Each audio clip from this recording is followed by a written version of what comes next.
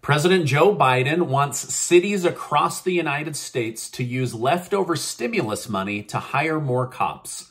This effort is most likely to encourage a shift in his public image when it comes to crime. Crime is skyrocketing all over the country.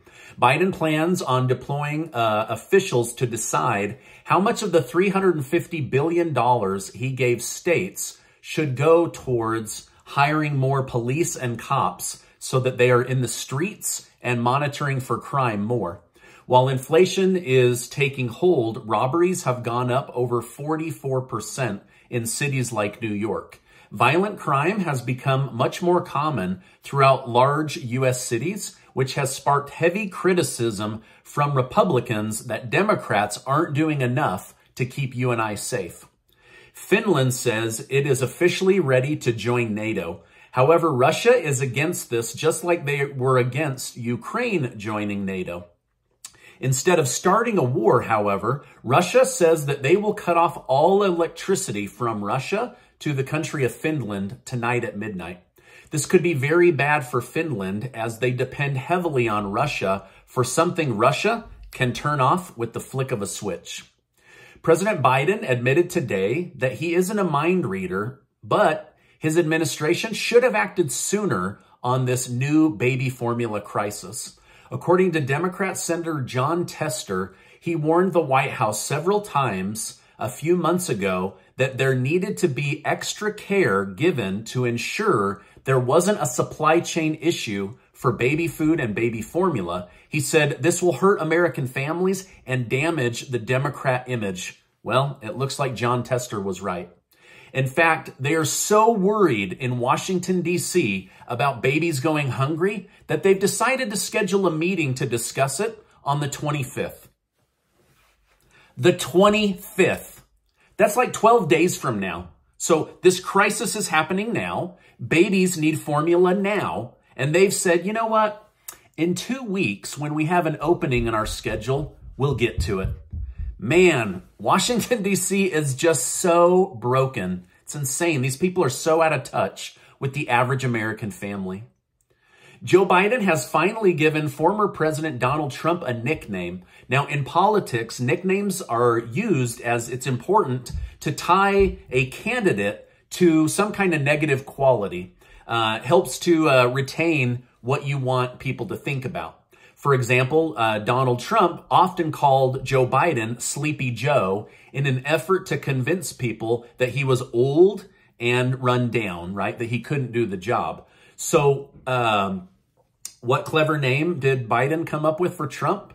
Well, he attacked him by saying that inflation would get worse if they brought back the great MAGA king, as he highlighted some of Trump's failures. Unfortunately for Biden, this came off as a compliment, and Don Jr.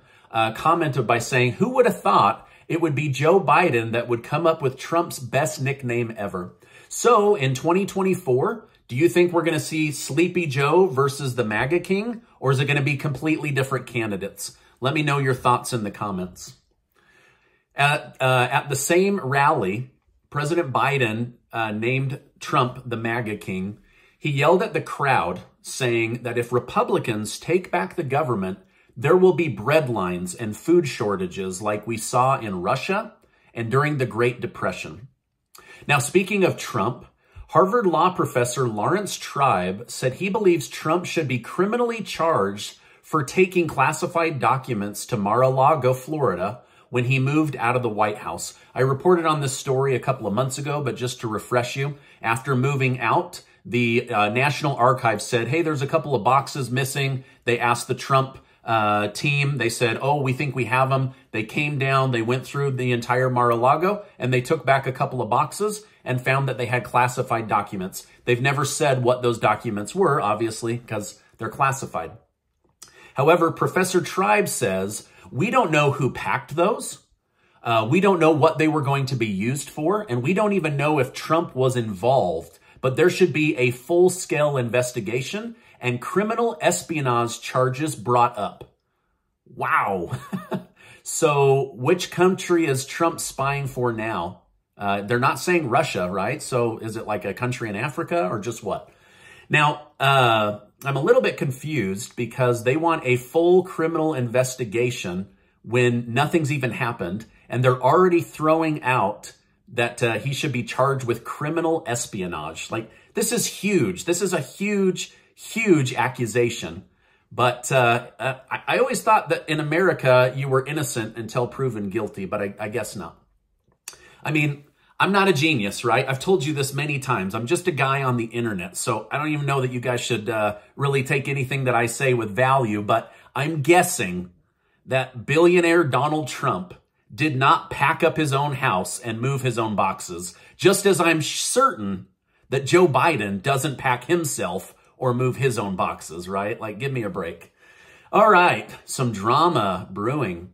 Former Vice President Mike Pence and former President Donald Trump had a falling out near the end of their term over issues surrounding the outcome of the 2020 election.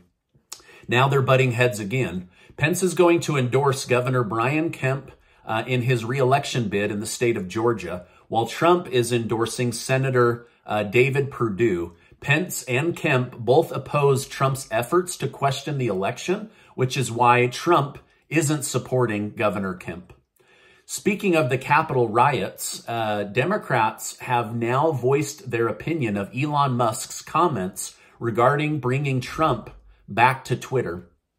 While some think Trump may help win elections if more people see his controversial comments, most are upset about the idea of him being able to tweet on Twitter. In fact, California Representative Judy Chu stated, if he continues to incite the people towards violence, which he did with January 6th, then he should not be on Twitter because I draw a line at violence, hate crimes, things that do harm to people. And he's shown that he will do that. On the other end, Elon Musk argues that Trump should not have ever been permanently banned because it violates freedom of speech. Elon Musk has Twitter and Democrats, especially progressive Democrats, on the edge of their seat when today he announced the deal to buy Twitter is temporarily on hold. It has recently come out that Twitter is full of fake accounts and spam bots. He is likely going to ask for a lower price and still try to purchase Twitter, but Twitter has misrepresented just how many daily users they have, as it's now been discovered that their platform is riddled with fake accounts and bots. So basically, he's feeling somewhat deceived by how many people are actually on the platform. All right, speaking of Elon Musk, he took a crack at the president using his Twitter account. He said, Biden's mistake is that he thinks he was elected to transform the country, but actually everyone just wanted less drama. Musk said he does think that Republicans should put forward a different candidate in 2024. Yesterday, I told you how Republican Senator Lindsey Graham was caught on tape bad-mouthing Donald Trump and saying Joe Biden is the best thing for America. Well, today, he completely reversed that. He released a statement that he was wrong and that Biden has been a disaster for America and made it less safe. So I don't know if this is his real opinion or if he's just flip-flopping like almost all politicians, but that's what's in the news. Yesterday, Jerome Powell was confirmed for a second term as Federal Reserve Chairman. Senator Sheldon White voted yes after previously blasting him for not taking climate change serious. Now he says, I feel confident that Powell will take my recommendations on climate change seriously.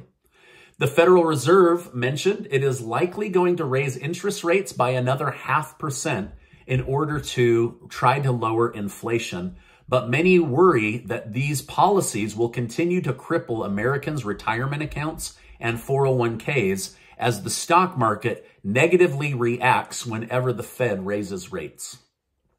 Following the news that 1 million Americans died due to COVID-19, Dr. Anthony Fauci, stated the idea of 1 million deaths in an outbreak is historic in nature. We have had nothing like this in over 104 years. One of the best parts about it is that one of the worst parts about this tragedy is that many of these deaths could have been avoided. Fauci went on to recommend that people not let their guard down and seek for their booster shot. In March, it was reported that casinos had their best month ever, over $5 billion in profits. This was the best month casinos have ever had, suggesting that Americans are trying to get rich quick, or that they are just sick of being cooped up and they're ready to go out and have fun and spend some money. Either way, my guess is if profits were that high, a bunch of Americans did not win at the casino, right? The house always wins. Lastly, today was Press Secretary Jen Psaki's last day in D.C. If you watch MSNBC, you'll get to see a lot more of her. And if you don't, you might never see her again. Either way, today was her last day. Now, this is my update for today. As I know more, I will definitely come on and share more with you. Before you go, make sure to check out that giveaway that Casey and I are doing. We're giving away $6,000 in cash, thanks to generous video sponsors. 12 of you are going to win $500 each. You can use it on gas, food, baby formula, rent, whatever you want. It's your money if you win. Now, if you like being kept in the loop each day, then make sure you're subscribed to the channel. And if you're already a subscriber, I love you. Thank you. Welcome back, right? All right. Now, before you go, I just want to remind you that you are amazing. I appreciate you being in my community, and I'll see you on the next video.